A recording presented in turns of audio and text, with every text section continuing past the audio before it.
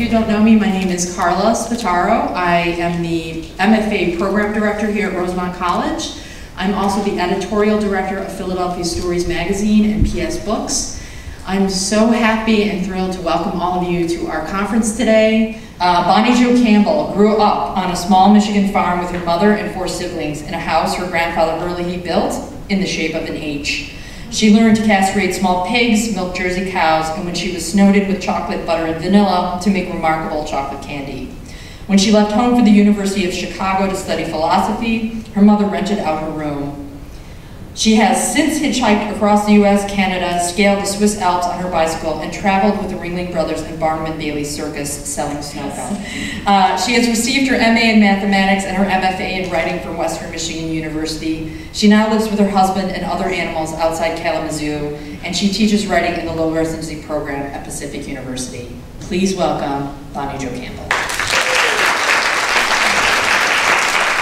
Anyone who writes a book called Mothers Tell Your Daughter has to expect to be asked about her own mother, so let me get that started. In my previous book, Once Upon a River, the protagonist, Margot Crane's mother, was a runaway. My mother, Susanna, was the opposite. She stuck around home. When everybody was running around and running away in the 60s and 70s, my mother had to be there to milk the cow twice a day. She's lived a life full of challenges and personal trials, mostly brought on by her own strong and determined character. She was a horsewoman and she became a horse trader. She also became the one the local farmers called in to help deliver their difficult calves. You know what that means, right? You reach all the way up inside. She has also drunk plenty and smoked like a chimney for decades. She loves to spend time listening to music and laughing and telling and hearing funny stories. She wants her literature to entertain and relieve her from stress, to smooth out life's edges. This is why my mother does not love my writing. She's very proud of me, but she wishes I'd write something funny, lighthearted, folkloric. Or she wishes I'd write a series of murder mysteries in which a clever woman outwits male criminals before the books end. I write about problems that have no solutions, and my stories make a reader think and worry more, and they make my mother worry more. Nonetheless, an awful lot of what I've learned about writing has come from her. The first thing I learned was to work hard. From the time I was 7 years old, my mom was a single parent, struggling to feed at least 5 hungry kids at any given time. She had 8 acres of land, a few outbuildings, and a pasture where she'd kept a horse. As soon as she got divorced, she figured she could get free runt piglets. Do you know they normally put down the runts, so if you want them, you can have them, from a local pig farm.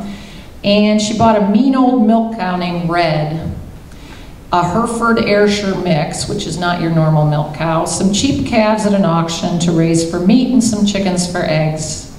She also grew a hell of a garden and canned 200 quarts of tomatoes. I have seen this small woman lug 50-pound feed bags, 80-pound bales of hay, and when it was time to restring the pasture fence, she wrestled railroad ties for us to use as fence posts. I shouldn't say this, but she may have stolen some of those railroad ties from alongside the tracks.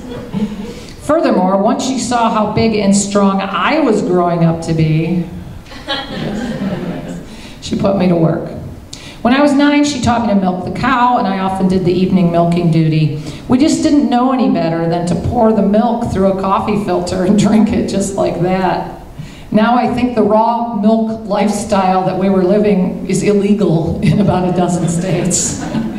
The winter I was 10, our barnyard pipes froze, so for months I carried dozens of 5-gallon pails of water before and after school. We chopped firewood to keep the fire going, to keep the house warm. Some summers we brought in thousands of bales of hay.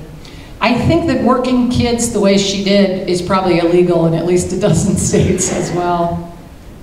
Among the many realizations I've had in the writing life, most important was that writing well was not a matter of being brilliant. Writing, it turns out, is just more hard work.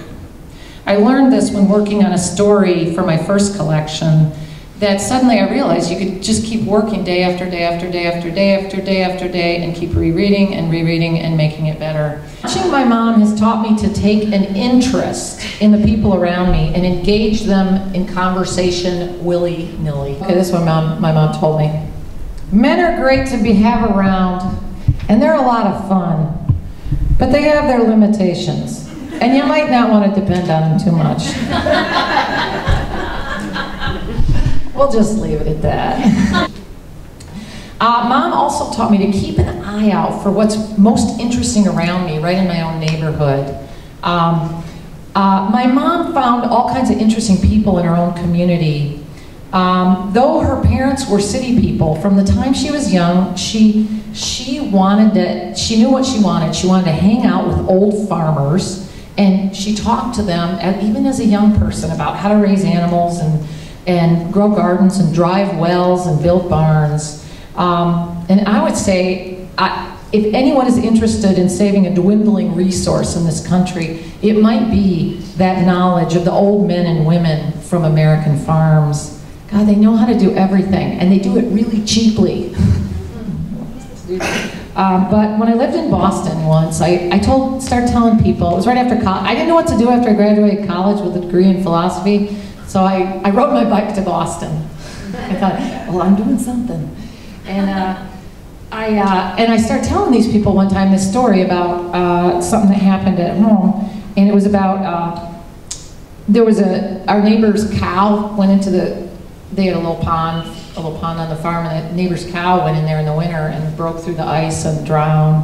And so I told them about my mom gathering all of us up to go haul out the dead cow out of the pond, because the guy said we could have the meat if we got the cow out. So the whole family went to retrieve the cow with a boat and a chainsaw, and well, I could tell by the looks on their sophisticated city faces that this sort of activity was new and interesting to them. So it turned out I knew something that I could write about that was a little different. Mom taught me to keep things lively. Every moment of a book has to be interesting. I've just had to keep working hard, keep it lively, employ those other lessons I learned from Susanna and from the other mothers I've picked up along the way. Thank you.